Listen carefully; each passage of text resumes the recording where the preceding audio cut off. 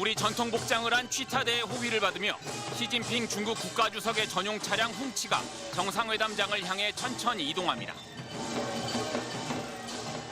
이재명 대통령은 사흘 전 트럼프 미국 대통령을 맞이했을 때와 마찬가지로 정상회담장 앞까지 시 주석을 직접 마중 나왔고 시 주석이 차에서 내리자 반갑게 손을 맞잡은 뒤 레드카펫을 나란히 걸으며 회담장 안으로 입장했습니다.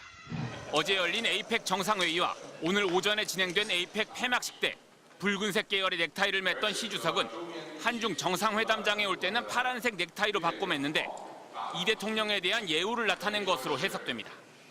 우리 군악대의 연주에 맞춰 의장대의 사열을 받던 시진핑 주석은 양국 국기인 태극기와 오성홍기 앞에 잠시 멈춰서서 가볍게 목례를 했고 시 주석이 우리 정부 배석자들과 인사를 나눌 때는 이 대통령이 시 주석의 통역사에게 자신의 자리를 양보해주는 장면이 취재진 카메라에 포착되기도 했습니다.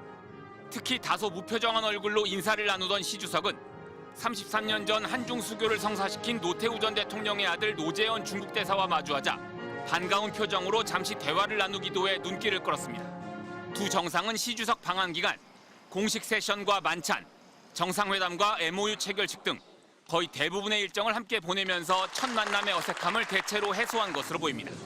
MBC 뉴스 이기주입니다. 노재현 신임 주중대사가 어제 주중 한국대사관에서 취임식을 갖고 공식 업무에 들어갔습니다. 노재현 대사는 취임사에서 새 정부 출범 이후 한중 관계 전환에 많은 탄력이 붙고 있다고 밝혔습니다.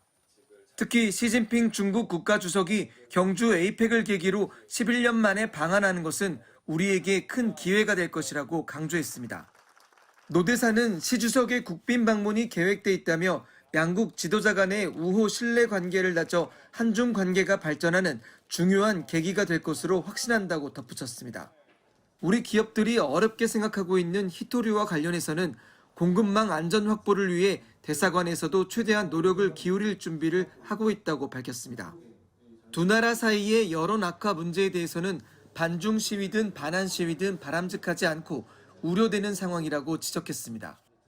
우호 정서를 함양하는 일들은 더욱 노력을 해야 될 것으로 생각합니다. 공공외교를 더욱더 강화할 그런 노력을 생각하고 있습니다. 중국은 노 대사의 취임에 환영 입장을 밝혔습니다. 期待他就任后为促进中韩关系健康稳定发展发挥积极作用。 노재현 대사의 취임으로 전임 정재우 대사 이임 이후 9달 넘게 이어진 주중대사 공석 사태도 해소되게 됐습니다. 베이징에서 MBC 뉴스 이필입니다.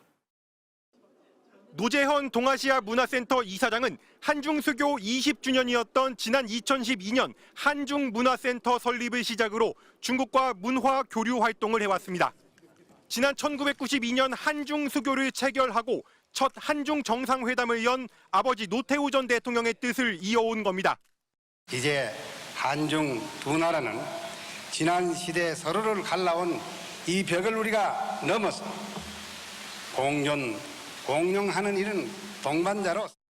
지난달에는 이재명 대통령의 특사단으로 직접 베이징을 방문하기도 했는데 중국도 노 이사장을 각별히 대해온 것까지 감안해 주중대사에 전격 발탁한 것으로 풀이됩니다. 노태우 대통령이 국방정책을 펼쳤고 그렇다면 역사적으로 상징적으로 그 아들이 주중대사로 온다라는 것은 나름대로 의미가 있다. 이렇게 중국에서 많이 얘기하죠. 특히 노 이사장은 5.18 민주묘지를 찾아 아버지의 독재에 대해 사과한 점도 인선 배경으로 꼽힙니다. 아버님이 평소에 5.18과 광주민주화운동에 대해서 어떤 생각을 가지고 있으셨고 또 어떤 또 행동을 하셨는지를 알고 있었기 때문에 정치권과 거리는 두어왔지만 보수 인사로 여겨져 왔고 이재명 대통령과는 조문 당시 마주친 게 전부라는 점에서 국민통합형 실용 인사라는 평가가 나옵니다. 정부는 중국 측의 주재국 부임 동의, 아그레망을 받는 대로 노 이사장을 주중대사로 정식 지명할 계획입니다. MBC 뉴스 손하늘입니다.